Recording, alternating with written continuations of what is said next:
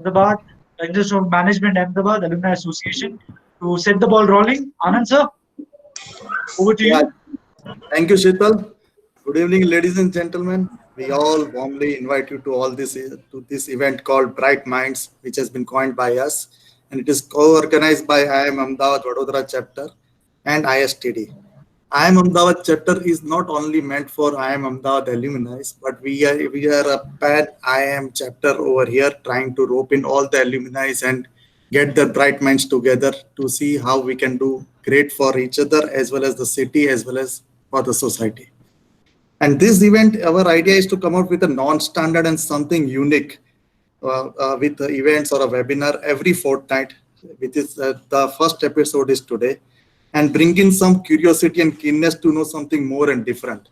There is no specific agenda or a specific subject or something like that, but something where we can do something for each other, for the society, or for each other in difficult as well as good times. So today we are jointly presenting this brainstorming and a panel discussion on acclimatizing resilience to evolve, where we have august presence of some interesting personalities from different fields, like Mr. Maulik Bhansali, who I know him since ages, Colonel Anil Kumar Pokhriyal, Miss Sukanya Ramachandran, and Miss Renu Bisht.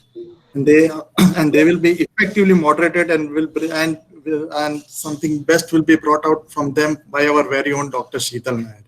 Thank you, Sheetal. Over to you. Thank you, sir. Now I request the ISTD chairman, Mr. Dilip Desai, to please share a few words before we set the ball rolling. Desai, sir.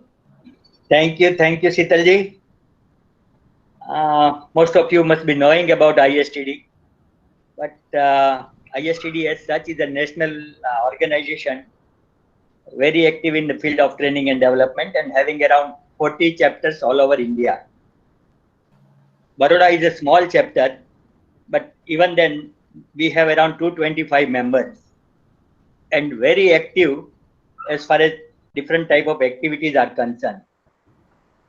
Primarily, I say Mr. Sheetal Nair and Mr. Ramkesh Meena. They are such a stalwart in the world of this technology that ISTD Baroda chapter is doing so very well, defeating almost all the chapters in India. In last 1 month, this is probably 12th webinar being organized by Baroda chapter. Lion's share, of course, is taken by Sheetal, because Sheetal himself has given 5 sessions, and the session which he conducted was really unique. And most of the titles are so complicated that many of the people might not be knowing what exactly the title means. Amplify Your Ikigai is one of that. Imbue Now and Amend Tomorrow was another one. So like that, he is a very good speaker and he is a very well informed person and really a bridge between ISTD and IIM. So with he as a very active member of ISTD Baroda chapter, we are proud of him, and so many things are moving very fast with Baroda chapter because of these two people. Baroda chapter as such is organizing different types of sessions by different personalities. We organized one by Mr. Parimal Gandhi. He is very well known in the field of education and as a corporate trainer. He himself was suffering from cancer and he had a couple of operations. But with all that limitation, he was enjoying the life and he was asking people to enjoy the life. Another session was by Swapna Bandyopadhyay. She is heading at Bank of Baroda, and she delivered a talk how the Bank of Baroda warriors are working in this COVID-19 era. What are the plus and minus points, how they are managing the customer in the banks. Another member, Asmani Surve, talked about digital branding, and one Miss Namita Gopal, one-time head of CSR L&T, she also delivered a talk on health versus livelihood. So like this, so many topics are being organized and very well attended by various members. and in lighter vein, if I say, गुस्सा इतना हसीन है तो प्यार कैसा होगा, like that, then moderator is like Sheetal, the speaker कैसे होंगे? So with these few words, we are expecting a very good interactive session, and I leave it to Mr. Sheetal to continue with the session. Thank you one and all for attending this. Thank you, sir. Thank you. Really kind of Desai, sir. First and foremost, thank you to IIM-AAA and ISTD for helping us set this up. Secondly, thank you to all the panelists who have taken a lot of time on a weekend and come across and sat on the table so that we can talk about something which has not been spoken about in a webinar. See, first and foremost, the webinar, the word webinar is so abused nowadays कि हर WhatsApp पे word webinar जैसे आता है, we feel like what the hell is happening. So when we thought of this thing that हमको ये webinar चाहिए, we were thinking of putting up panel discussion. A lot of antithetical thoughts came into mind that would people be interested? And that is why we came up with something wherein we wanted people to talk about things which have not going to happen or things which have not earlier happened, but rather what the industry is facing. And hence the topic resilience. Now, what does resilience mean? Resilient is defined as something that is able to withstand or recover quickly from difficult conditions. And right now, all of us are going through COVID-19 and the situations that we are facing because of COVID-19. So without much further ado, I would like to welcome the first panelist, Mr. Maulik Bhansali. I shall give a brief introduction to him and I'd request him to set the ball rolling. Mr. Maulik Bhansali is basically the co-founder and CEO of NetWeb Software, a prominent company in Vadodara and India. He is the chairman and director of GASIA, that is Gujarat Electronics and Software Industries Association. He is also NASSCOM's National SME Council member and leads several NASSCOM activities in the region and for IT and IT SMEs across Western India. He was the governing council member for ITS Sector Skills Council, as he very clearly shared in 2017-19. He's on board of studies and board of management with several known universities. He's a frequent speaker, and I have been lucky enough to attend a couple of interesting sessions that he's taken. Thank you, Maulik sir. Thank you for accepting the invite. And Maulik sir, over to you. Thank you so much. So kind of you to introduce me. It's great pleasure to be here with you all. And like I was sharing earlier with my friends and co-panelists, that it's a great opportunity for me as well to kind of understand and learn a lot of new ideas and thoughts that you have. And you know, this is something which is very interesting, that what we are going through, and I'll share my viewpoints and my experience and my thoughts. We all, have been seeing the current pandemic that we are going through becoming as an accelerator for one of the greatest transformation we have ever seen in mankind. Transformation, we're talking about workplace, transformation, we're talking about our business, transformation of our lifestyle, and you name it, and we are going through that. And the way we work, exercise, shop, learn, communicate, and of course, the way we work has changed. How far that change remains is another thing, right? But has changed for now. And we are seeing that some of that will actually continue to be so. We all heard the, that abbreviation or the term which was coined in late 1980s called VUCA. And here we are seeing that everything is changed in just 2 months, kind of bringing everything to a halt, shutting down 80-90% of businesses and people starting to work from home. So we are seeing huge change. And the larger question is, while this massive transformation is what we have seen is happening, how will it really continue to be so, and how it will impact the future for all of us? To be able to better understand that, I will take a couple of minutes to share the context in the scenario as I see it. So what has happened, the mandate you all have been given during this pandemic, if you observe it, is from all the health professionals, from all the politicians, from all our employers, from health experts, and from everyone, it is to stay home, right? Even if you have to be doing some work, stay home. Do not go for your medical checkups, stay home, unless it is really, really emergency, right? So that is what we have been hearing. So if we notice that what is already happening and what has happened, there is way something significantly different going on. And what is it? The response to the normal crisis as we have seen before ever, right? We used to kind of set up centers, create community centers, create emergency response centers, converting schools, office buildings into those centers, right?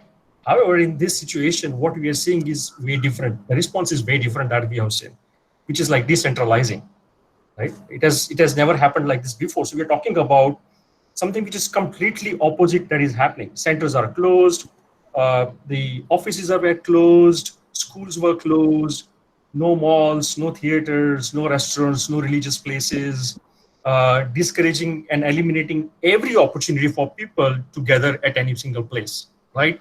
So the response is really very different. And if we look at it is now what we are going to or going through is decentralizing it.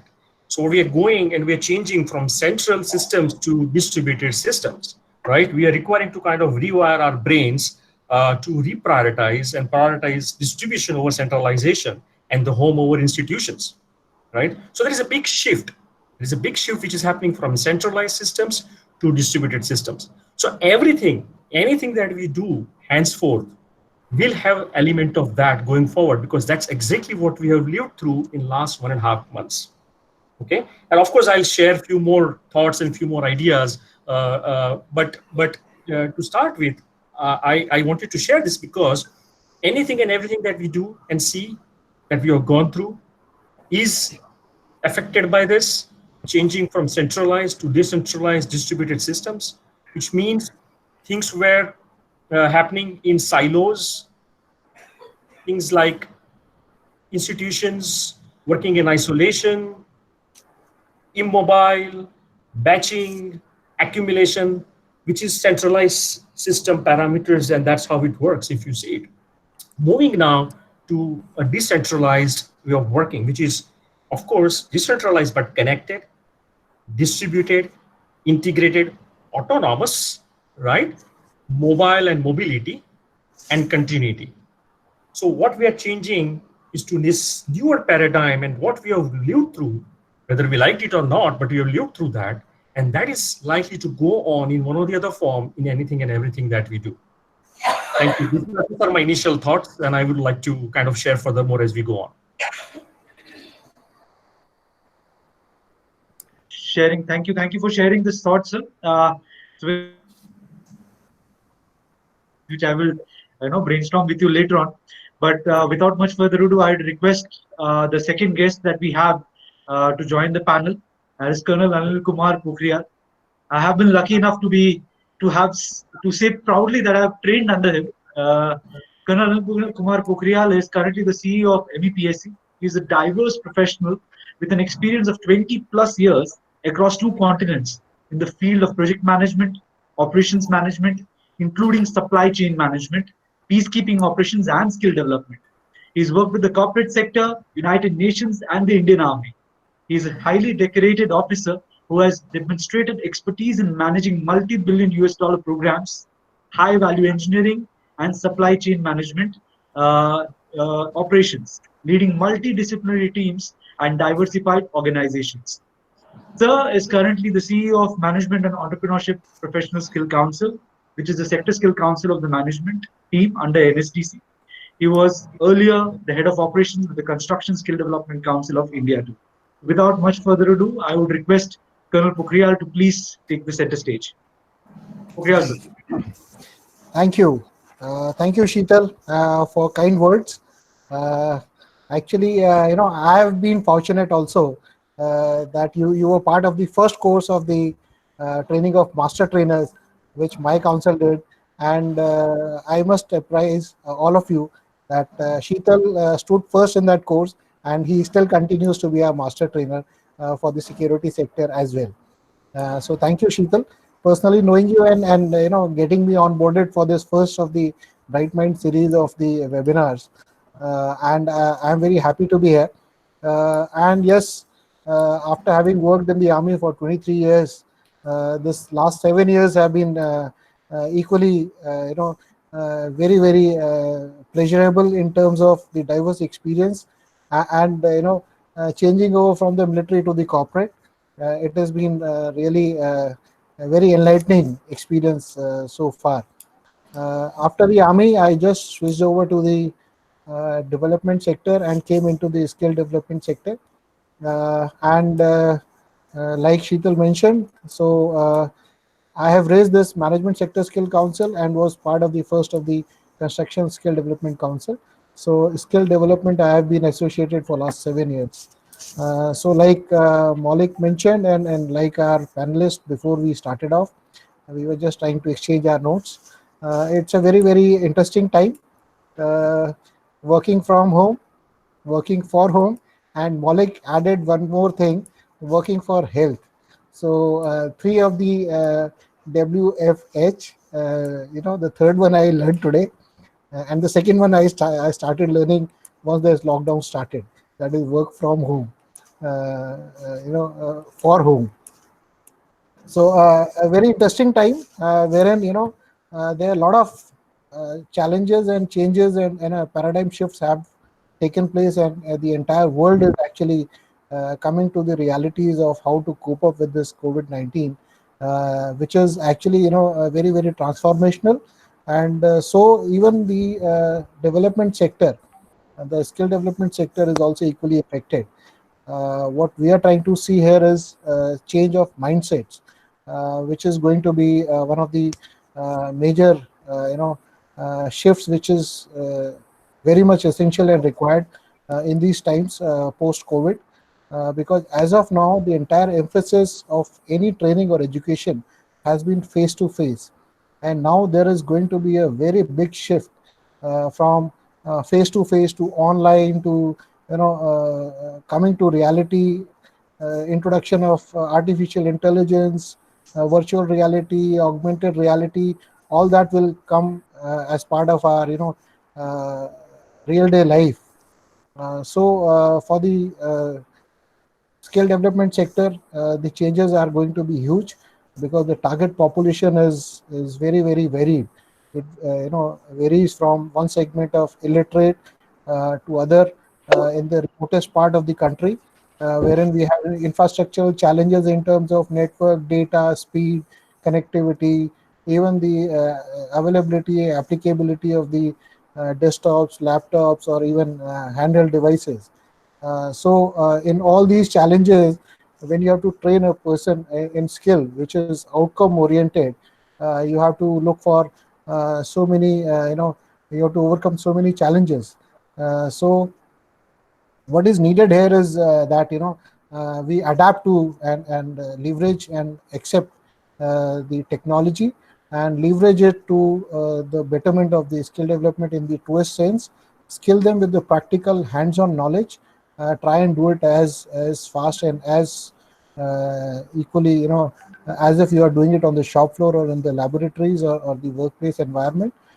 So what will be required is a lot of transformational changes, adaptation of the technology, leveraging technology in a big way is going to be the norm hereafter.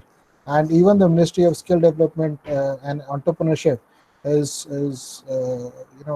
awakened to this reality, and now they are asking for the way ahead and the uh, plans to overcome these challenges. So looking forward to a very interesting session with all my co-panelists and a lovely audience. Thank you. Thank you, Colonel Saab. Thanks a lot for your kind words. We will get back to you regarding some questions that we have. To all the audience, I just would like to share that if at all you have any queries, you can ping me on the number which I'm putting on the chat box. Just share your questions to me. I shall share it with the panelists. Moving on, I would request my third panelist to join us. I've had the good fortune of being, having studied with the remaining two panelists, two enigmatic women. They're doing really well in their own fields. Uh, Sukanya Ramachandran, our next panelist, she is an HR professional with 12 plus years of experience in the IT industry. Her experience spans across the areas of business partnering, talent management, executive compensation, and incentive management. Executive compensation is a very interesting topic, which I'm sure a lot of questions will be there for you in this specific thing today. She has built deep expertise in the domains of sales compensation and long-term incentive design. She was a part of the top 100 in HR identified by Jombre in 2019. She's trained in Mercer IPA methodology and a certified assessor by XLRI. She's also a certified expert on long-term incentive by Aon Hewitt. And other than that, she's an MBA from SIMS, the same college that I did my MBA from. Welcome, Sukanya. The mic is all yours. Thank you, Sheetal, and thank you for this opportunity. And I'm glad that I've had the opportunity to hear from Mr. Maulik and Colonel Anil Pokhriyal. I mean, it's been extremely insightful. I plan to talk about three areas today. One is in terms of, what hit us, how the industry was taken by surprise. And then I'd like to speak about how we coped up and then how we intend to sustain. So these are three broad areas in which I'd like to cover in the next couple of minutes. So the IT industry per se is slightly in terms of, while all the industries, there is a near-term impact with what has happened, we would say that IT industry has an opportunity to rebound from this fairly earlier as compared to other industries. So that's an important aspect that we need to consider while we look at IT. Per se, Wipro, we were lucky because we had a strong balance sheet, so we could continue to stay invested in our customers, in the technology and in the employees that we are working with. One thing that COVID definitely tested for all sectors and all organizations are the effectiveness of the business continuity plans. So that is something that was put to test immediately once this once this change hit our lives. And I feel proud to say that we've been able to convert 93% of our workforce to successfully work from home. So that's a big change that we had to plan and execute. And now that kind of brings us to relook at a lot of models in which we function. That is, how do we do employee engagement? How do we do our trainings? How do we ensure that, we are doing reskilling? So there is a lot of focus on those parallel aspects in terms of bringing employees up to speed in terms of what's happening in the organization, communications. So it brings a complete paradigm shift in which people have planned, and obviously digital space and the technology space has a big role to play. In this, what are analysts saying? Analysts from the current outlook say that this whole from an IT industry will have a growth impact of 0 to 5%, minus 5% degrowth is what we could expect, and from a 70 basis point to a 200 basis points impact on margins. So what are the things that we as a company have decided that we will do? We will focus on maintaining our margins for the next 2 quarters, and Q3 and Q4 is when we will use to rebound. So these are some critical decisions that the organization has taken in terms of how do we cope up with this. Now, what are the metrics? What are the levers that we have as an organization to work on it? So we have levers like what is the employee mix that we keep, how soon can we redeploy employees, where opportunities are going down. Can we look at certain captive buyouts? Can we look at M&As at this time? What are the discretionary spends that we can cap, so that it's a complete zero additional cost, maintain your revenues, stop shrinkage of revenue, maintain the margins, and then try and bring back growth. So that's typically how we kind of intend to get back to the whole in terms of the change that the industry is also facing. One thing, and a couple that all organizations have to keep in mind is that let's not go for short-term wins, because whatever we have taken a call that all the offers that we made in the market, all the summer placement offers, also everything we are honoring. So we may have delayed joining, but we will honor the offer. So don't be short-sighted in terms of talent, but take those key critical decisions which will bring about the change and help us move forward as an organization. So that's in a nutshell in terms of how we've coped up. Thank you, Sukanya. Thank you. We'll get back to you with some more questions. Sure. I have the opportunity to introduce our fourth panelist, someone whom again I have studied with and shared the campus with, Renu Bisht. She's a seasoned entrepreneur and a digital technology leader with over 11 years of experience in working closely with Fortune 500 companies, handling multi-million-dollar books. She's extensively worked in e-commerce, retail, pharma, aeronautics. She was a founder of India's largest mobile salon, BLCC Vanity Cube, and received multiple awards in beauty category as the fastest growing brand. Currently, she's building business and marketing solutions on e-commerce, particularly on Amazon with BitTech.ai under Tidal. She's a startup mentor and investor in internet-first companies, a mentor of change in Atal Innovation Mission, and we would love to hear your views and opinions regarding how the startups are coping up. So over to you, Renu. The mic is all yours. Hi, Sheetal.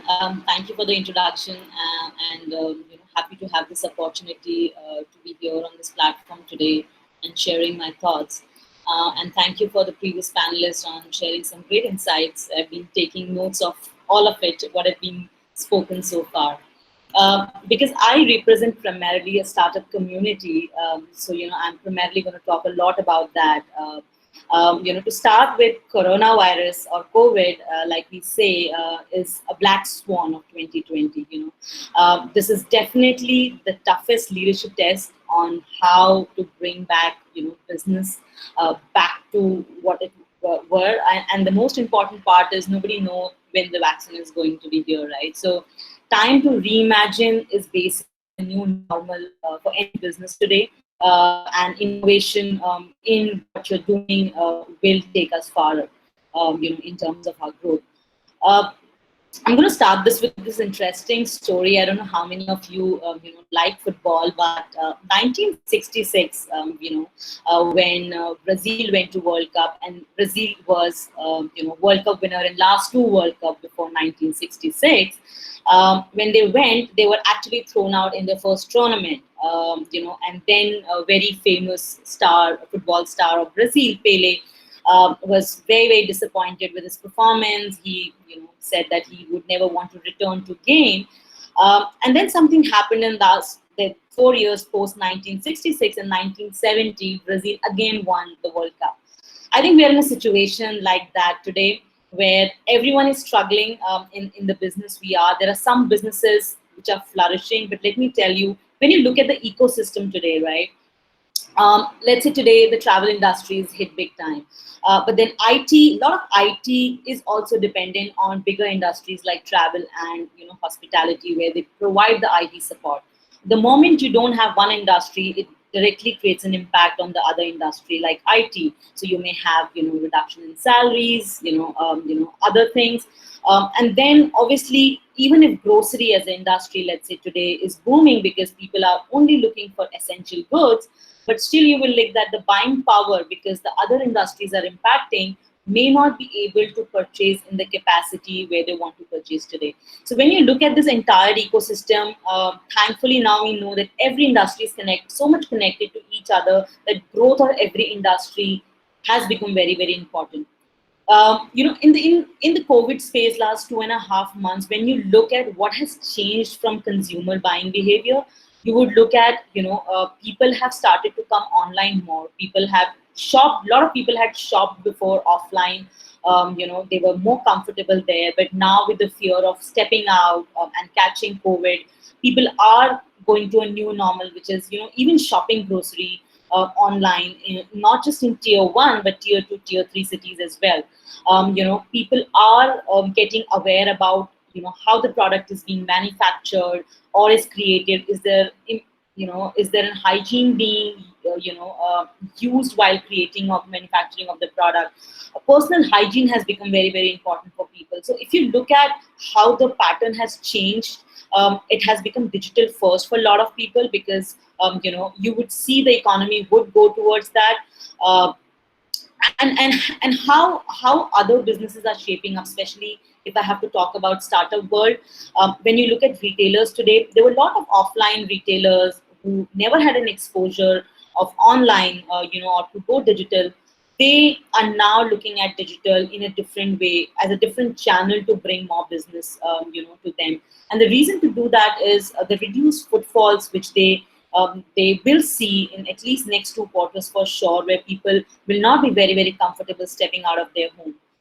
There were a lot of traditional businesses, not just retail, but other businesses who are not very comfortable investing in technology, because they were like, let's go, whatever is happening, we are getting our decent enough profit and we are happy. But today, they are adopting technology, they, apart from just not digital, but they're adopting technology, let's say, from their inventory management, from their operation perspective, all the employees obviously working from home through a desktop or a laptop.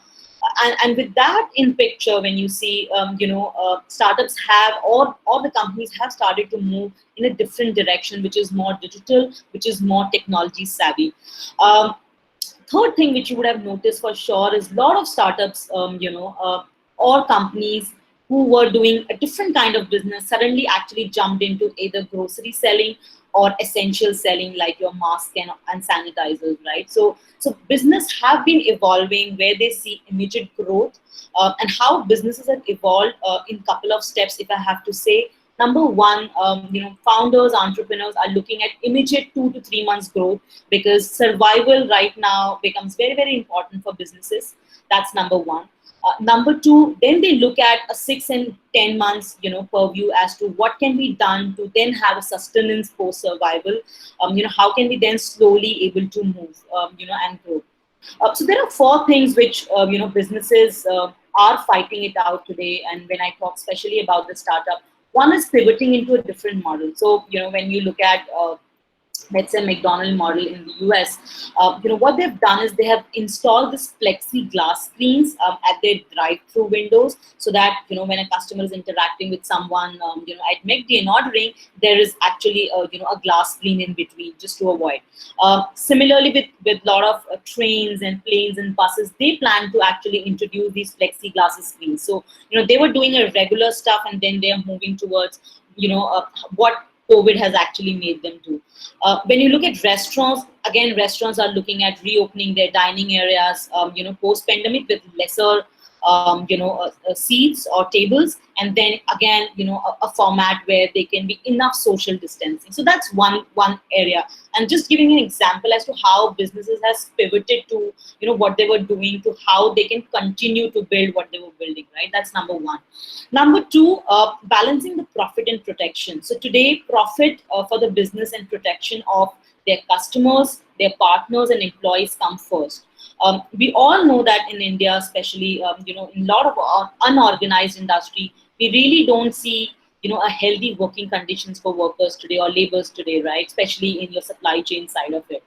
With COVID, at least, you will be able to balance that protection for those guys. They are, ensuring that their SOPs are changed, their standard operating procedures are changed, and there's enough safety at the employee side, and at the same time maintaining profitability, where startups were primarily talking about GMV, growth, top line numbers. Today they talk about, what profit I'm bringing to the table. So they've become more aware on that front. Number three, they have been extending existing business model rather than just innovating a new business model. A classic example for that, I was thinking about and I was reading about it was, how medicine or packages or groceries can be delivered in future. I'm sure you would have heard, Amazon and, companies like these were actually doing pilot with, your drones and robots, where they can actually deliver those packages, which is contact-less or contact-free. That kind of innovation, so you're still in the same business, you're still, let's say, in the business of delivering medicines or delivering, your essentials or e-commerce product, but you have changed the way it is being delivered now. So that's another change of impact which has come. And fourthly, innovate on small things. So there will be a lot of companies who are working on creating, a moonshot, which is basically creating the COVID medicine. But then, the other companies are basically focusing on small, quick fixes, which can help them, reduce their cost at one end, which is anywhere around, your technology cost, your rentals, your, anything where, you think can cut down instead of reducing your headcount. And number two, you can actually focus on your immediate survival for a couple of months for startups, especially who don't have that runway, to go long. So that's in a nutshell, which I feel, a change which has happened in the startup world. That's it from my side. And then probably I'll just add on in the questions. Thank you, Renu. Thanks a lot. An interesting perspective. The 4 points that you brought about are something which are worth thinking about. I have noted down a few questions which I had in my mind when I was listening to all of you. I'm receiving a lot of questions from the audience too. But before I'll give myself the first preference. So, Maulik sir, I have this question. I mean, I hear this word "new normal" a lot of times. I mean, this is something that is tossed around like Yeah, a ball is tossed around in a power play of IPL. New normal, because everything is a new yeah, norm. So, what does yeah. new normal mean to businesses? And what are the factors, including technology, one needs to have to become resilient and successful in the new norm? Right. So that's very interesting. I mean, we talked about, and every my other esteemed co-panelists also spoke about how sustaining through current times is the first thing that really matters the most. And there is only one way of fighting, that is by survival, right? I mean, in any war that you go, and Colonel Pokhriyal can second to that, with his experience and with his insights and knowledge, that the first way, the only way to win is by surviving first. So I think that's where the first priority and a lot of businesses are, and of course must focus on that. And that, in a way, the way we are actually turning out and doing our regular course or our routine jobs is also by using new methods, as I talked earlier, and as several of other my friends talked about. Uh, However, second thing additionally, which is really required for new normal, is to remodel the business. And I heard Renu and Sukanya talking about that very well, and they also shared some nice examples there. So we're talking about multi-dimensional challenge over here, right? And this challenge is across the boundaries. We're talking about across domains, across sectors, and we are talking about resilience and resilience to keep moving and evolve. To be able to do that, first you have to survive, and therefore the first part of surviving is very important. Um, you know, there are we always talked about disruptions, right? And there is very interesting quote which I came across recently, and that was this: that wealth was made by practicing the known things. Now wealth is going to be made by chasing the unknown, and that means a lot. If you think about it, and if you break that, at the center of it is actually remodeling the business in a big way, right? And when I say remodeling the business, there are four basic factors and pillars we can refer to, and that continues to be remaining so no matter what times that you are in. And it can help to sustain and go through these current challenging times. Not just that, but also can help to remodel the business if we think about these four factors. The first very important factor or parameter I would like to mention is human-centric approach or human-centric engineering with anything and whatever we do, right? Absolutely important. Second is taking digital enabled approach, which is bringing technology into play wherever it is possible and think differently. Third is absolutely important is partnerships, collaboration, right?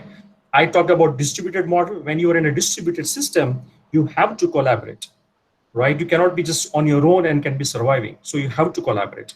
Uh, Businesses will strike and come back and revive and thrive with partnerships. I strongly believe that.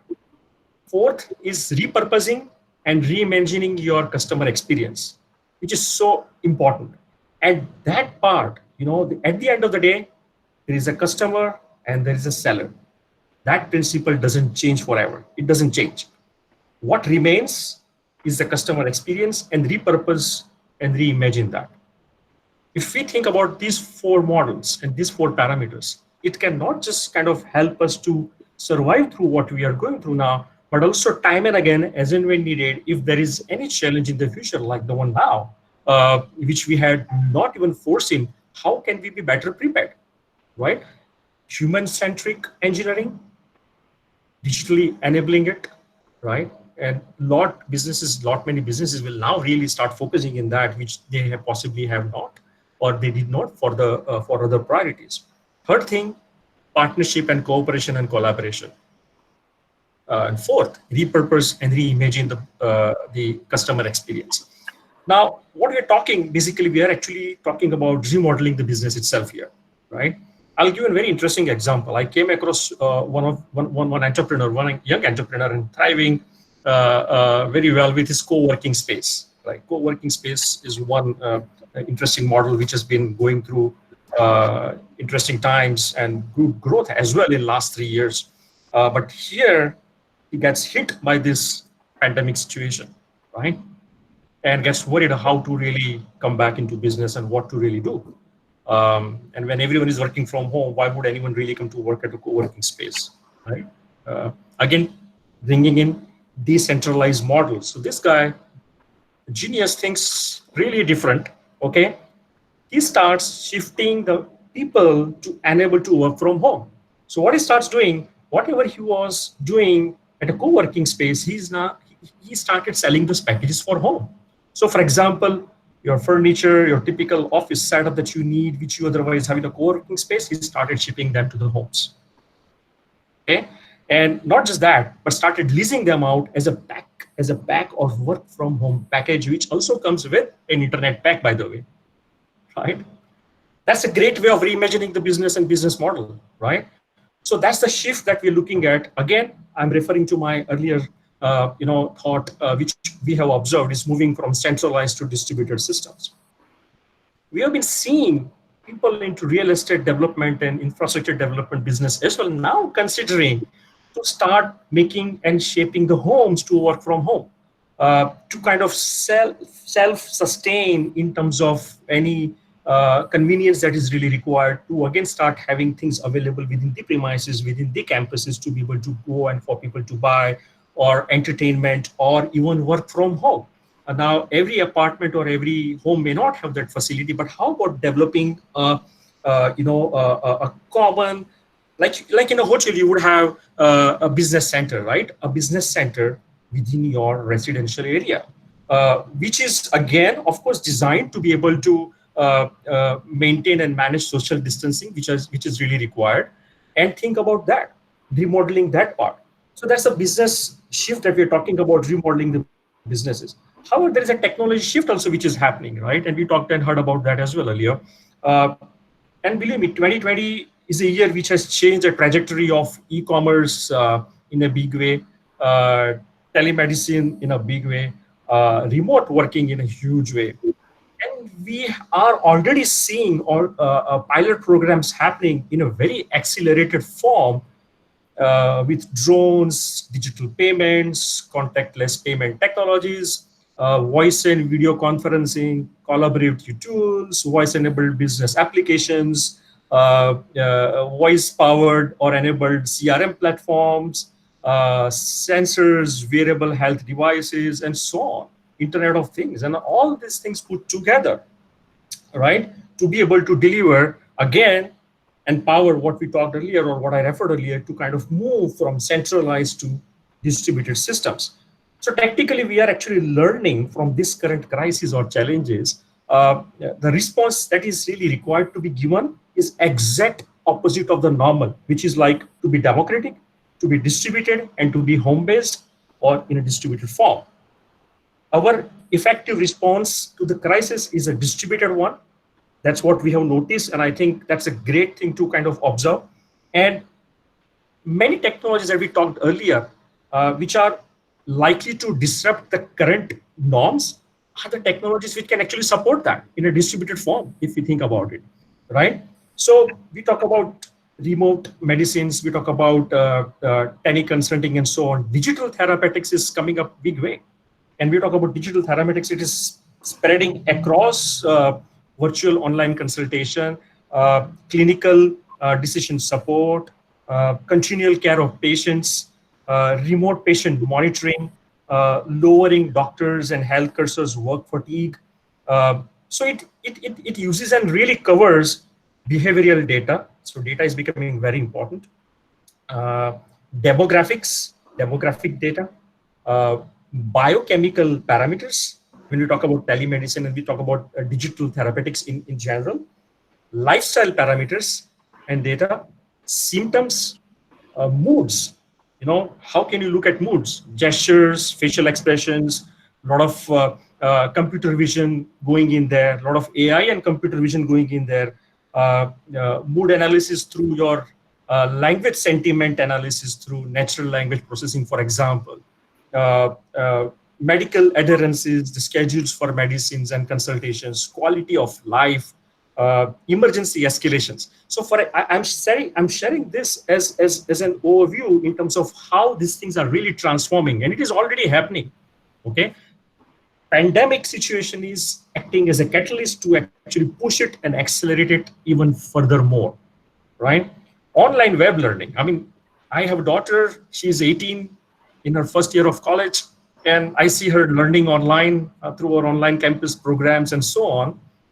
But is it really engaging enough? That's very important. I mean, we all are excited to go colleges. I mean, I was so excited to go my school and college, do aside studies, but to meet my friends and have some fun with them, right? So that where is that involvement there, right? I mean, anything and everything that we do, whether it is telemedicine or whether it is online learning, again, the point being human-centric design. And that is where we are likely to see a lot of initiatives which are going to happen. So for example, when we talk about online education, there is an involvement which is required, right? So how do you do that involvement? How about gamification of education? Can we do that? Yes, and that is already happening. How about creating community around education systems, right? It is all about community. I mean, we are social animal, as we all know, and we are asked now to do social distancing. So difficult for us. And what is really exciting for us to go back to schools is to meet friends, to meet our people and make some fun and have some fun. So how do you bring that experience back? How about developing communities over there? I was hearing Thomas Friedman a couple of days back at NESCOM's Virtual Fest, and my friend and president of NESCOM, Debjani Ghosh, was interviewing him. And he makes a very interesting statement that if you are not into community business, then you are not doing business. That's it. I mean, going forward, if you are not into community business, you are not doing business. And if you think about it, it is again about human-centric engineering, isn't it? So if I now draw a little different, understanding, we all talked about autonomous vehicles and whether that was going to be successful or not.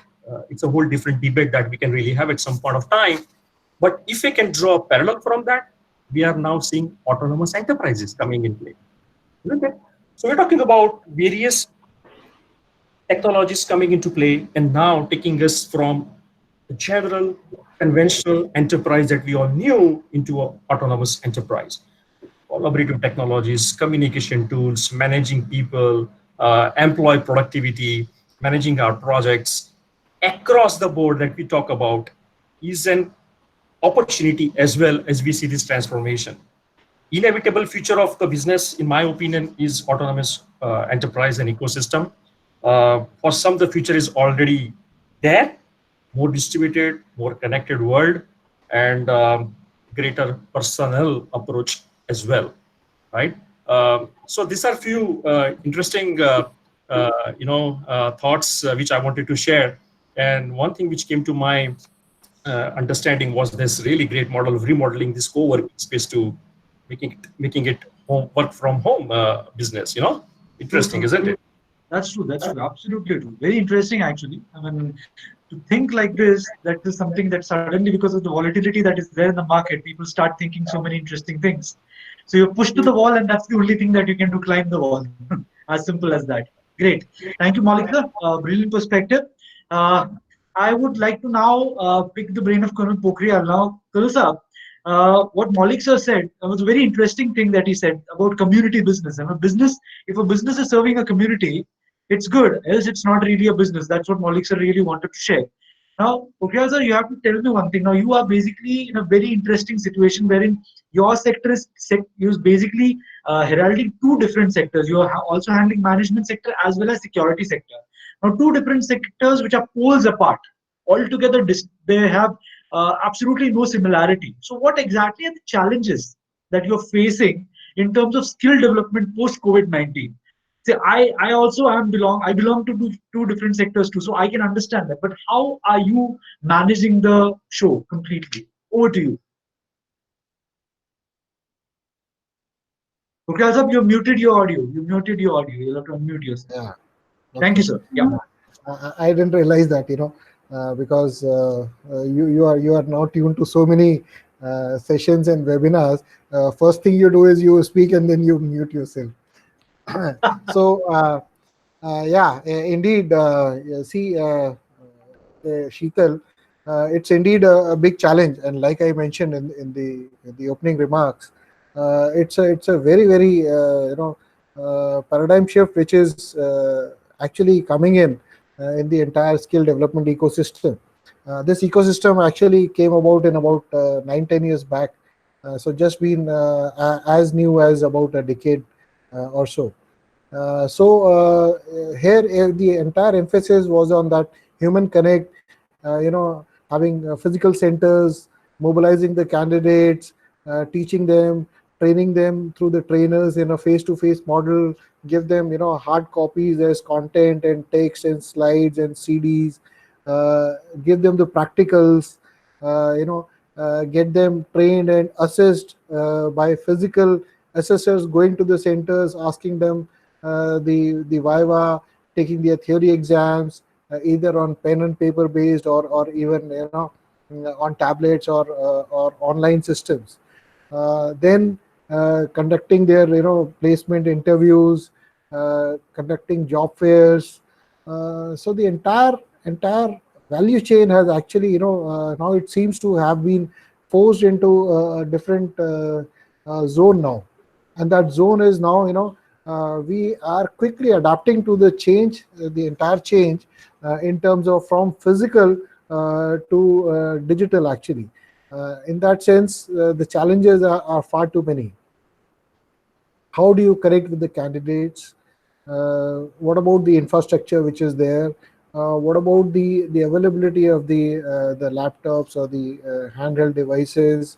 How does the training partner mobilize these candidates to the centers? Because of social distancing norms, there's going to be a reduction in the number of students per batch or the class sizes.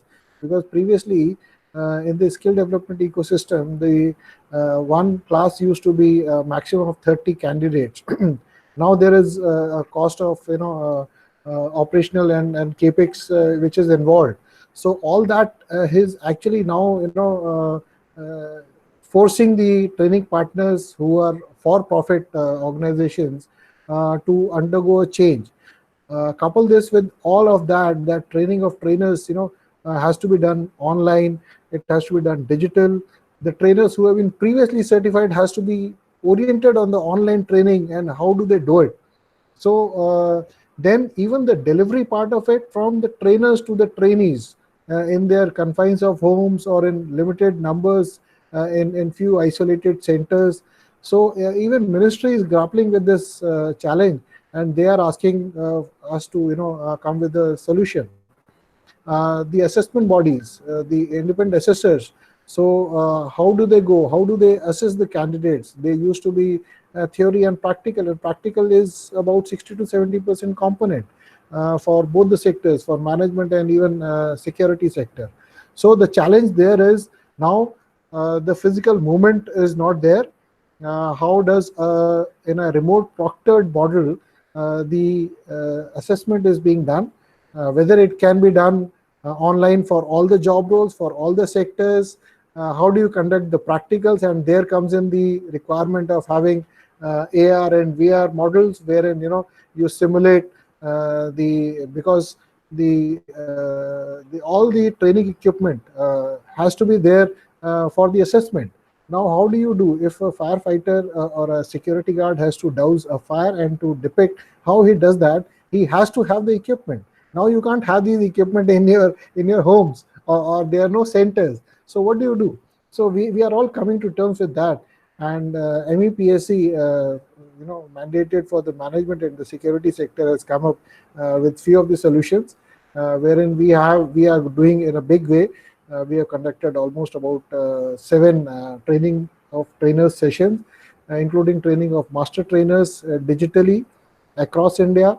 Almost about 300 candidates have already been trained and oriented also when they were previously trained on the trainers program.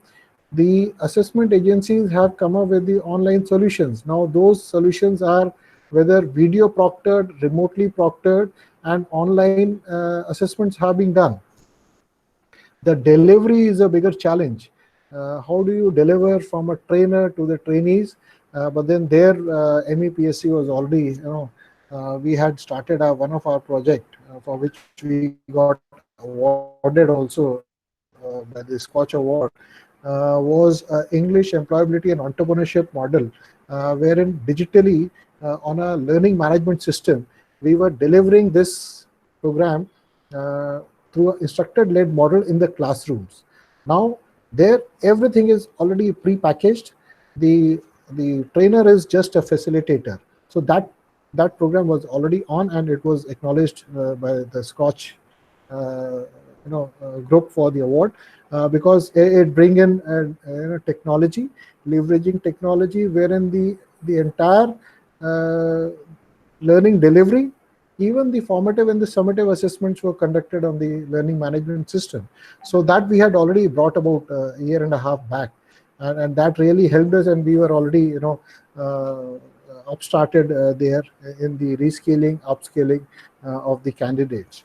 The challenge now which comes in is the assessment for the practical part of it. So we are still working out the mechanics of that.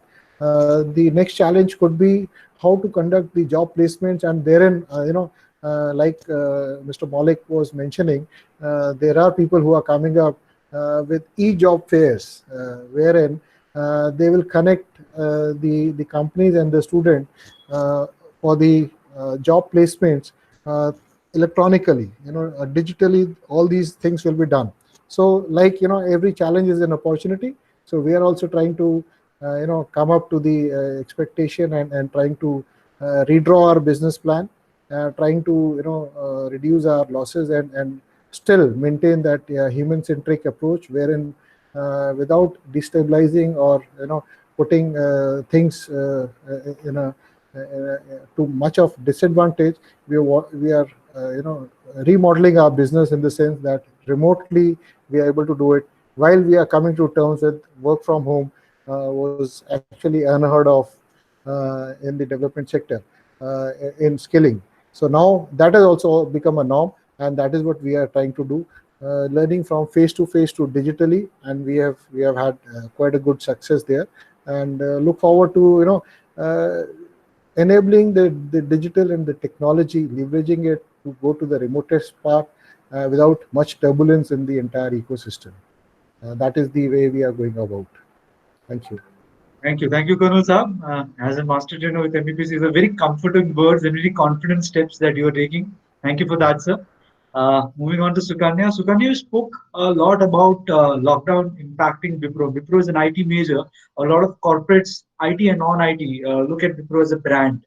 So I would like to know from you as to how are you viewing this perspective of layoffs, a very negative term, a very negative connotation to put across, but layoffs, this dreaded term of layoffs, what is the perspective that Wipro has on layoffs? Thank you, Sheetal. You kept the tricky one for me, is it? So, see, most companies' perspective, from what I understand, is that we've been working with governments across the globe, and everybody understands the situation really mandates relook at workforce, relook at the way we work with people, etc. Right? So the first preference, obviously, is to redeploy your talent, look at it as a reskilling opportunity, and we have pockets. So suppose if we have a pocket in retail where we were seeing lesser opportunities coming in, but we were seeing a pocket in healthcare where we were seeing more billable opportunities. Could we move? How fast could we reskill and move? Okay. Having said that, I'm sure many of us would have seen the joke on LinkedIn that who aided or accelerated the digital transformation in your company. Was it the CEO, CIO, or was it COVID-19? But I think for most of us it was COVID-19, and that has really kind of pressurized us back as HR people to look at dynamic contracts. So, for example, in US, from a 5-day work week, if the customer really wants to do with a 3-day work week or a 2-day work week, how do you work out the contracts for them, right? And let's say the government in in UK is okay if you want to look at a model like furlough, where you are supporting, they completely understand that you don't have billable opportunity, you have employees sitting on bench. So you continue to have an engagement with them, you continue to give them benefits, but maybe from a fixed pay perspective, you would reduce till and have an engagement like that till you identify a business opportunity for them. So what we have looked at is, we've kind of, obviously layoff is not the answer to this. It is reskilling, redeploying, and working across, with the governments across the world and the legal teams with the world to look at dynamic contracts, look at different contracts for different geo. Obviously, it's not one size fits all. It is a lot to do with, how we're able to kind of make up in each geo and each sector, I would say. Thanks. Brilliant, brilliant. You answered the googly very well. It was like Sachin used to play one amazingly well. Thank you. Very well handled. Now, similar to this question, something which came into my mind, I would like to pass on this question now to Renu. Renu, you have to just help me out with this. And this culture that Sukanya has been talking about, that Colonel Pokhriyal said that has now been embedded into our work environment, and Maulik sir has been very clearly focusing a lot on the technology part of it. This culture, is this culture here to stay? This culture of work from home, new normal, is this here to stay? And if it is, what are the practices that businesses need to follow, or already are they following them to ensure that there is business continuity? Muted, you're muted, Renu. Renu, you're muted. I have so many disciplined people. Everyone mutes their microphones before they see it. Nice, thanks. Look, we have kids at home, Sheetal, so we have to ensure that there's minimal noise from our side. So yes, I lock my room. I completely isolate myself. But yeah, yeah, yes, absolutely. I mean, if you have recently read the news, about TCS CEO, was, and TCS was already making plans, to have most of their workforce work from home by, I think, 2025. And they are estimating that 75% of the workforce will work from home, and the ones who are really, really needed in office, especially who work in a heavy tech, servers, infrastructure side of it. Maybe those are the guys who would really need to get into office. 2 days back, Twitter CEO, in fact, said that all the employees of Twitter can actually work from home till forever. I mean, they really don't have to come to work. Similar steps have been taken by Barclays as well. Frankly, work from home initially in India, when you look at somebody asking the employer or his manager saying that I want to work from home, none of them said that you can work from home. And in the very few industry where you actually get the luxury of working from home. Otherwise, generally you get this thing from your manager saying that you rather take a leave. I know you can't be productive at home. So that, I think that thing is now changing to actually people really working from home, because people have to accept that that's the new normal for us. Businesses are still running even if there was lockdown, just because people were able to work from home. I know a lot of companies who have actually manually delivered the desktops and laptops to each and every employee house, because I think India working ecosystem or Indian businesses have never focused on this thing of work from home, which is predominantly still being followed in the West. People are still more comfortable out there working from home, but India, it was very difficult to start with. If I look at the pros and cons, both at the employee and the business side, what are the pros and cons of working from home? For employee, the biggest thing is you save time on commute, right? You have more family time for yourself, apart from work, because you're saving time. I know a lot of individuals travel, 2-3 hours, in a day just to go to work, right? There is extra time people are able to now find out for health and fitness. I keep seeing a lot of stories. People are, getting too much active into that. People are getting more extra sleep now. There is few interruptions when you are in office area. There are multiple people you engage with. They come to your desk. You're talking to them. And then there's a lot of interruption when you're working, right? So that is reduced when you're working from home. It's just a handful of people in your house, and you can lock yourself at home. You don't have to get into office politics for sure, and But the most important pros, which I feel, today, if this is going to be new normal, I truly feel that it's going to be new normal, considering that a lot of businesses are focusing on safety of employees. A lot of companies have also said that, a lot of mothers can actually end up working from home who have especially small kids, because, they are more prone to, to infections. The biggest opportunity is today, if that becomes a new norm across, then sitting in India, I can actually work for any organization globally, right? And then, I can actually be paid in dollars rather than in rupee if I look at that. But to do that, also, people have to look at how they can upgrade their skill sets to ensure they have the right skill sets, to actually upgrade to a time we are standing today. But the cons I can surely see, and hence a lot of employees are also not comfortable working from home, is a long hours. Somehow in office, that you're punching it at X amount of time and you're getting out of the office. But while at home, end up working for long hours. You may end up working till late nights. You're taking calls on Saturdays, Sundays. You're doing conference calls. So that needs to be sort of, managed at business level, where business should take an action. How can we actually ensure that employees are not overlapping their personal life and a professional life? That's number one. Number two, the kind of isolation. So, a lot of people who are maybe staying alone, or just a couple, they feel isolated. Humans are social animals. They want to meet people out. They want to talk. They want to meet somebody for coffee, for beer. And now you're staying at home for past 60 days becomes very, very suffocating for those people. A lot of people in the sales business, marketing business, who need a good face-to-face interaction where, you can close a deal much easier than actually talking over a Zoom call or any Google Meet call, becomes a little tough on closure towards the business side. So that's, again, a little, cons, or, a negative I see, somebody working from home. Learning environment at work is much more elaborate compared to while you're confined at home, because all your colleagues are day in, day night.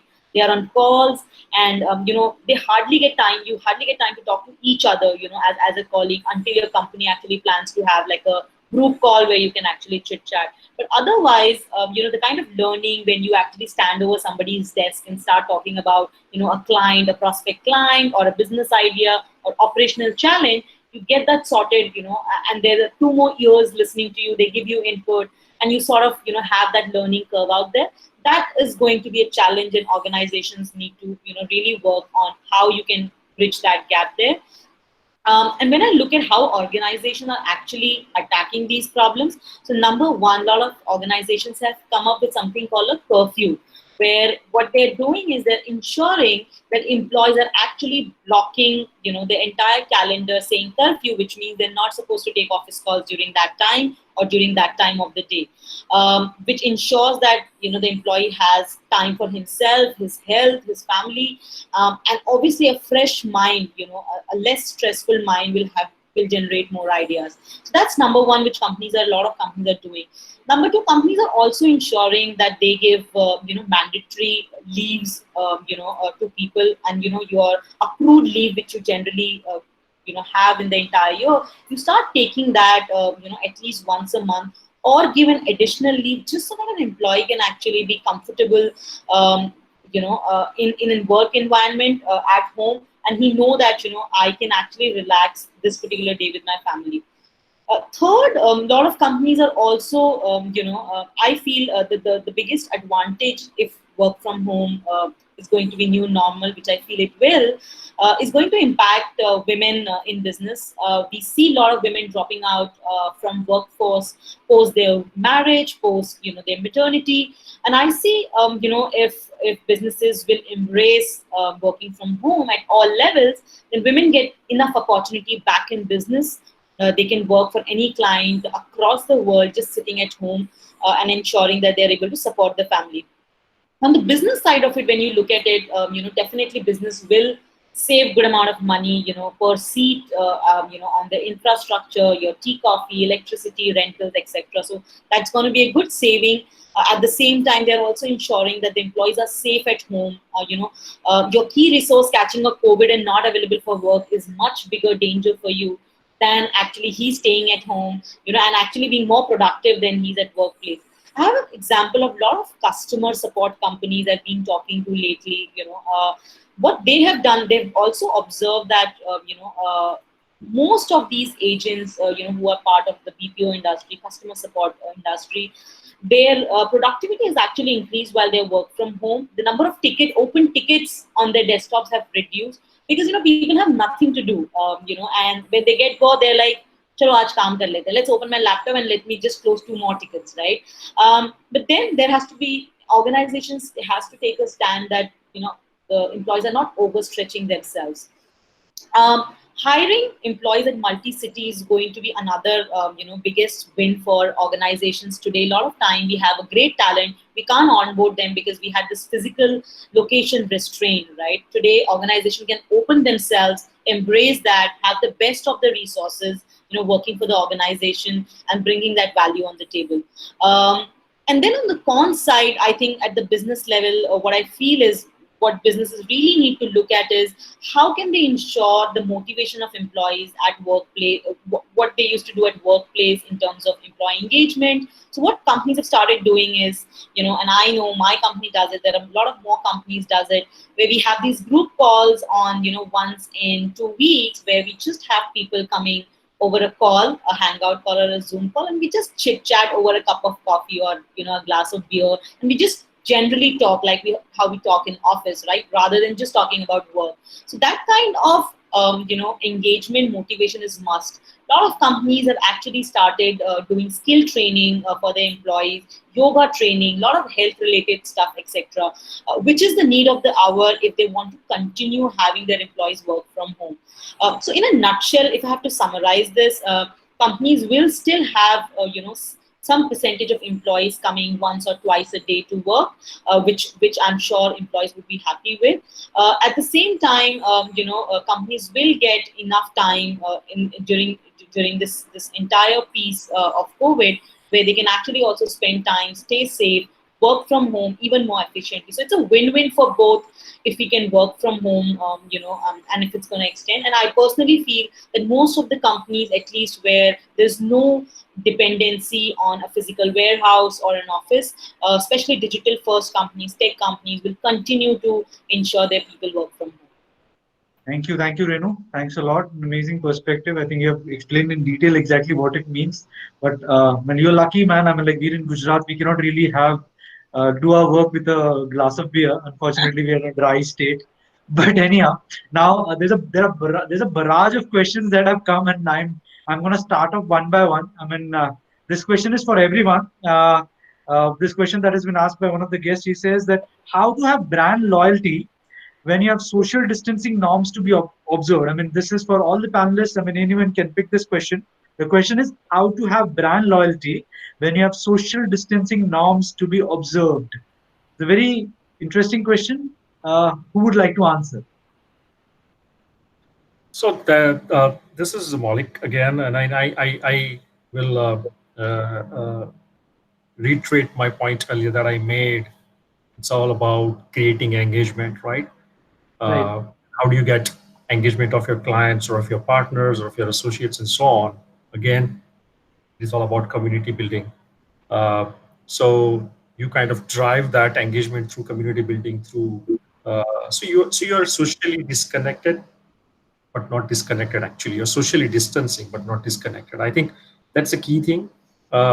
Anything which now has to be looked at from this perspective is to kind of start creating community around your brands, community around your business, to be able to really keep them engaged.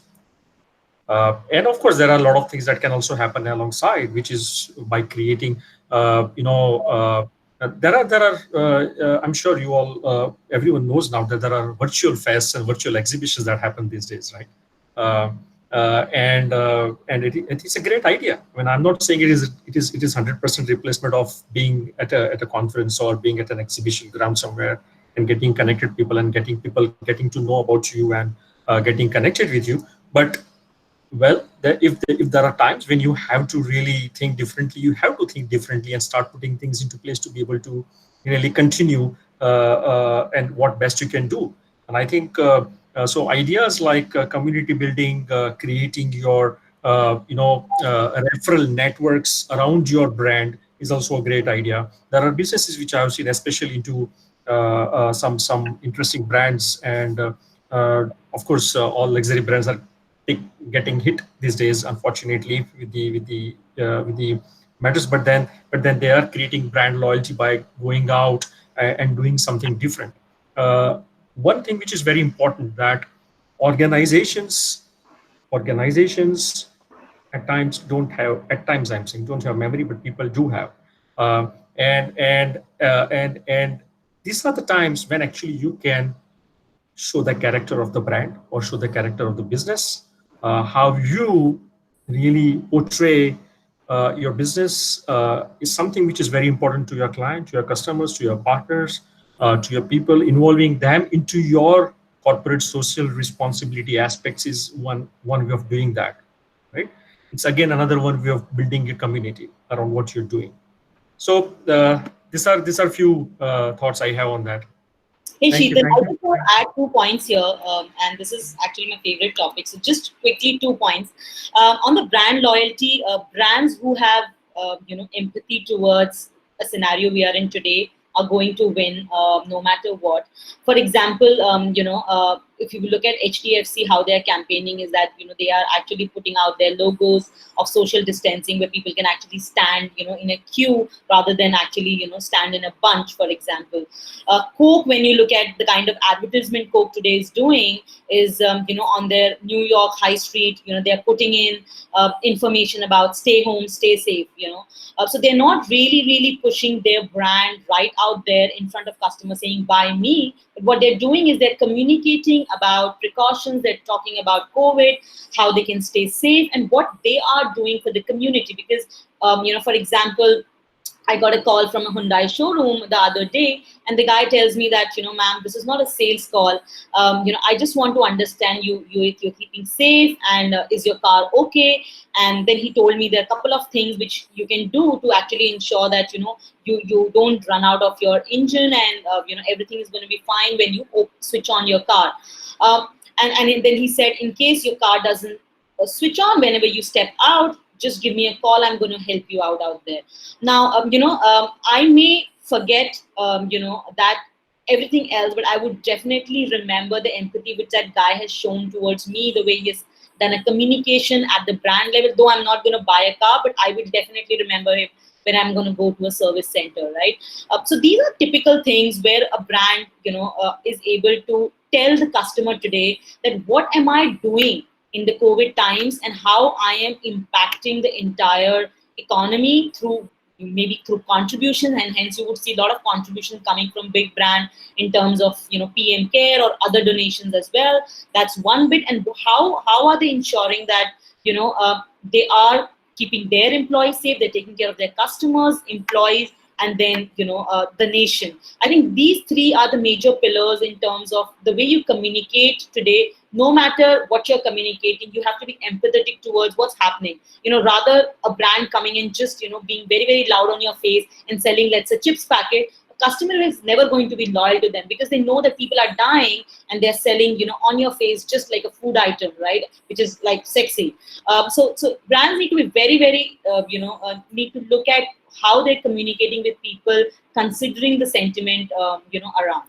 That's it Thank, from my side. thank you, Renu. Interesting point. Yes, of course, communications are very important foundation for reaching out to people, and community is the core sense of business, as Maulik so put it. It's a very interesting question for Colonel Pokhriyal. Now, someone asks that you have an amazingly diverse experience. You've been with the army, you've worked with the United Nations, now you're working with the skilling sector. Now, does this diverse experience help you in terms of handling this volatile situation? Does it make you more strong? How does it do that? And to become a leader, is it necessary to have so many diverse experiences or not? It's a very interesting question. Pokhriyal sir, for you. Yeah, so actually you don't have to have that kind of a diverse experience, but then yes, indeed, it helps a lot. Just trying to tell you, I in my team I have people. We are a 23-member team. I have members having colleagues having experience from 1 year to 30 years. So that is the kind of experience and the service exposure which we all have.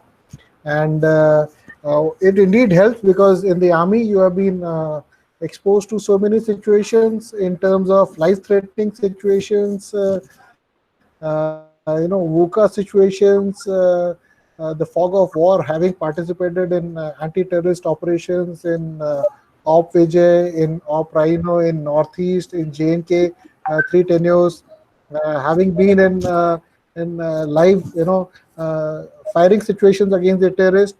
This actually, builds up the resilience in the sense of quick thinking, looking after your team, building your team, motivation. All those actually come into the being actually. And like one of my panelists mentioned, we have done that.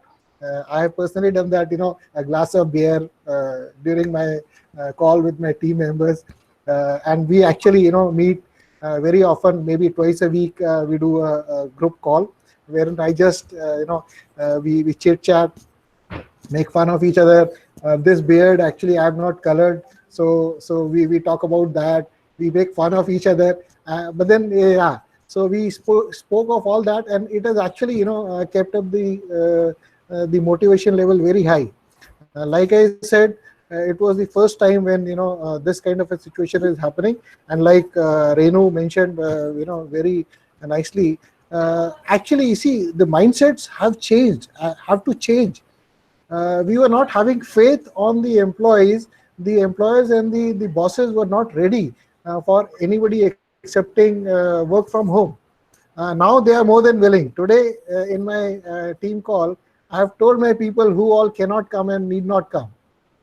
In fact, now we have already shifted few of the desktops. We will be issuing laptops to people who had desktops. Like my receptionist today was telling, "Sir, I have no work. I have a small baby, and we are a small family." Like one of you, my panelist, mentioned. So what do I do? So give me some work. There was a young girl who's got grown-up children. She said, "Sir, mujhe kuch kaam do," and we had some work which we I'm blessed and fortunate to have this kind of a team who are working day night actually, and I like this idea of Renu. In fact, me and one of my team member were exchanging mails till past midnight last night, and it has been happening many of the time. And yes, as an individual and as a company, I think we must enforce this curfew and maybe limit some timelines. But then yes, many a times it happens. But then yes, all these experiences have actually kept up the morale, the motivation level. And we are undergoing upscaling ourselves for the entire staff. Yesterday with Dale Carnegie, we had one of our session, and Monday we will be having the another session. So we are utilizing the time for our own self development, for our own upskilling, and overcoming our challenges.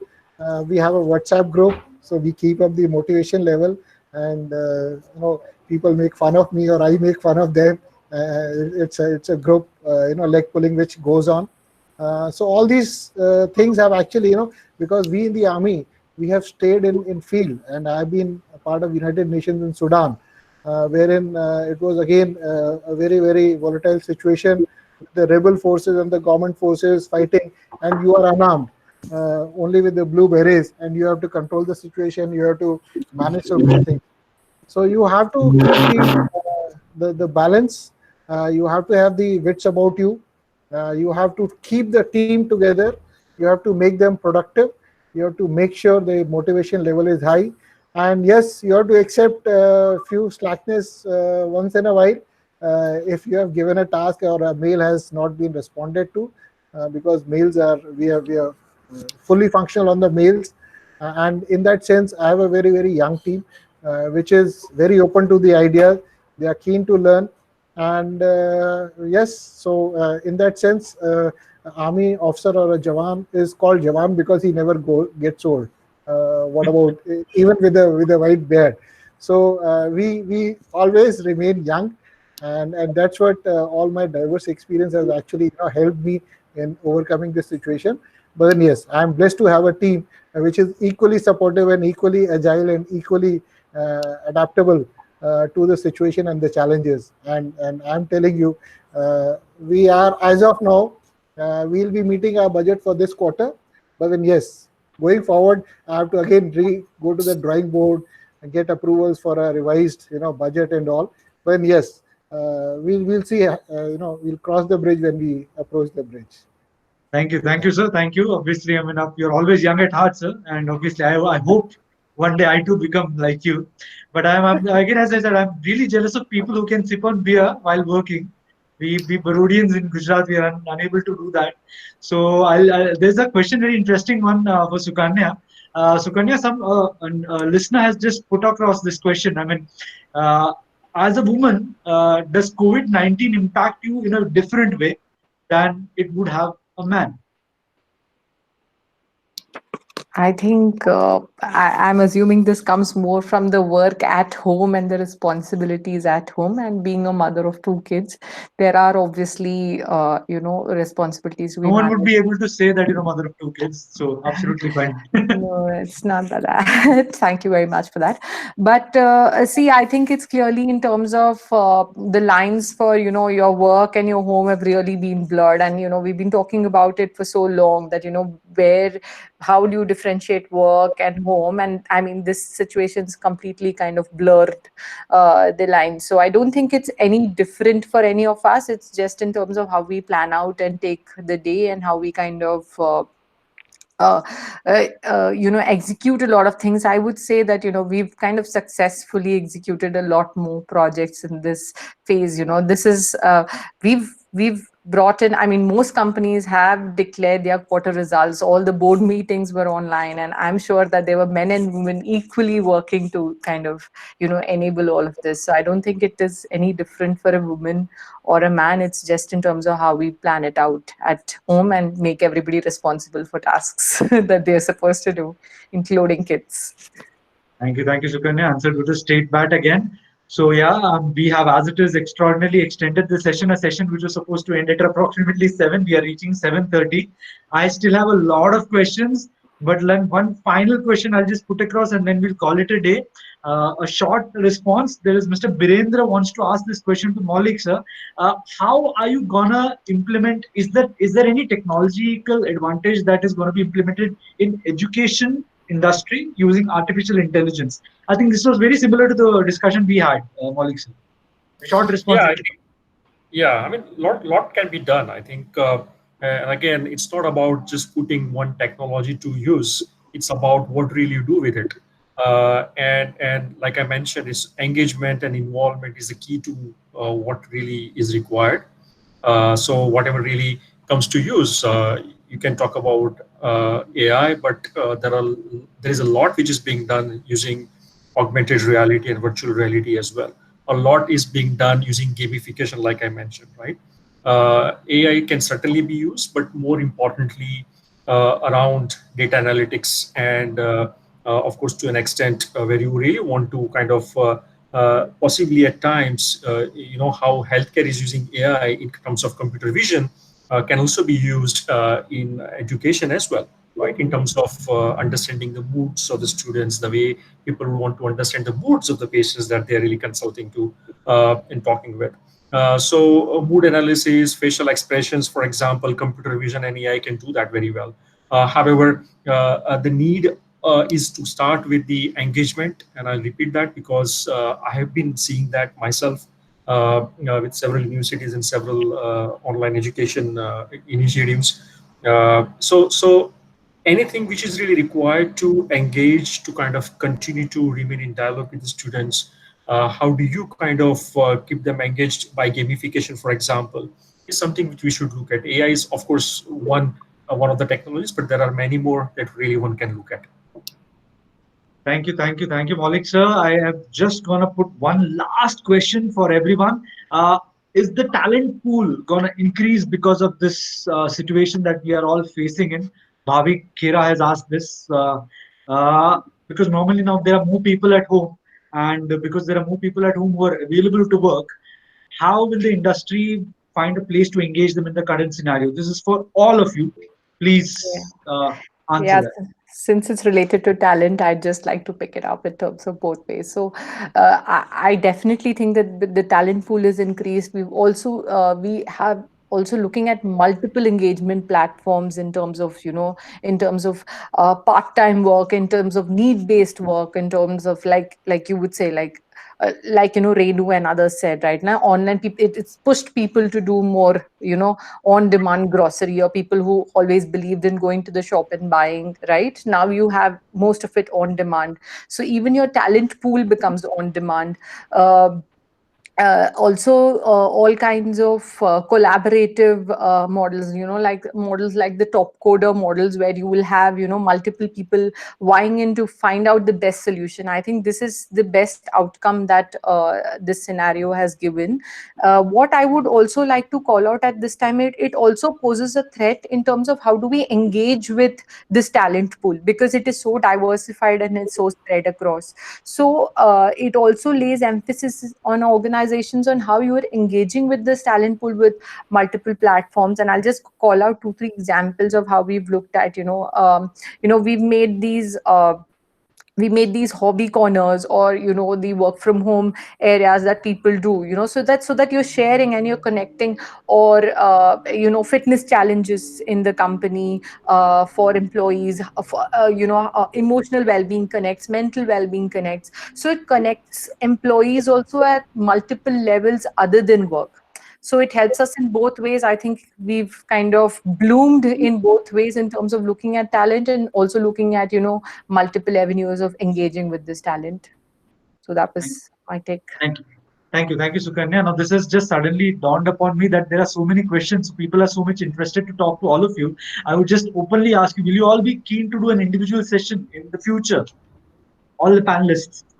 Will you be Yeah, yeah, comfortable? Sure, yeah, absolutely. yeah. Yeah, I'm Yeah. okay. I'm happy to do that. I'm happy to do Yeah. that. Thank you, Yeah. thank you, thank you, thank you. Perfect. Anytime, So, anytime. thank you, sir. Because there's a barrage of questions. Trust me, there are more than 25 questions I am not sharing with you guys. So I can understand the amount of interest that you have generated. So yeah, I'll have to close this session. We have just extended the time by half an hour. I would really like to, acknowledge the contribution of Mr. Ramkesh Meena and Mr. Ashish Desai, helping me out to plan this session. Thank you, the panelists, for spending a lot of time on a weekend far from your home, a lot of things that you had to do. And thanks for coming down. I would request now the MC member of IIM-Ahmedabad Alumni Association, Mr. Anand, and the chairman of ISTD, Mr. Dilip Desai, to please share a few last words, and we shall call it a night. Thank you. I'll pass the mic now to Desai sir. Are you there, Desai sir, by any chance? Mr. Dilip Desai is gone. Fair enough. No worries. Anand, Desai sir, are you there? You have to unmute your mic, sir. Yes. Sorry. Thank you, thank you. Yes, Everyone has become a very studious kid. All are, muting their microphones. Nice. yes. Good. So thanks. Yeah, off to you. Then there are people like me, they are not very expert in using this technology. And to cope up with this, day after tomorrow, we have planned one online etiquette. That type of program is being organized by Baroda chapter, wherein people like me will learn something. And this program, I think we will be, not this program exactly, but the program in collaboration with IIM Ahmedabad, we'll be again doing it on 30th of May. So we are very much thankful to IIM Ahmedabad, very much thankful to the panelists, thankful to Sheetal, Ramkesh. With your support, ISTD Baroda chapter is remaining in limelight, and we are also learning. I am also at the age of 71 plus. I have started using this technology. Really, I am also learning. With these few words, I thank one and all who have participated in this program, particularly the panelists and all the listeners. I Thank you. request IIM members to take over. Once again, thanking all. Thank you. Thank you. Thank you. Anand sir, off to you. Thank you, Sheetal. I would like to thank everyone. Wonderful ideas from Maulik, Sukanya, Renu, and Colonel Pokhriyal. and something which is unheard or which is unthought of. And there are some interesting challenges now. What will people do who are deeply indulged in office politics, or what will people do? What will the HR do when they have to do an objective evaluation of invisible staff members? So some interesting stuff coming up. But yeah, but like the digital divide, some different type of divides is happening now. There is a one side of the spectrum is the technology, where deep and deep technology people are driving themselves to. And second thing is what Maulik said, going back to the human basic, going back to the soil.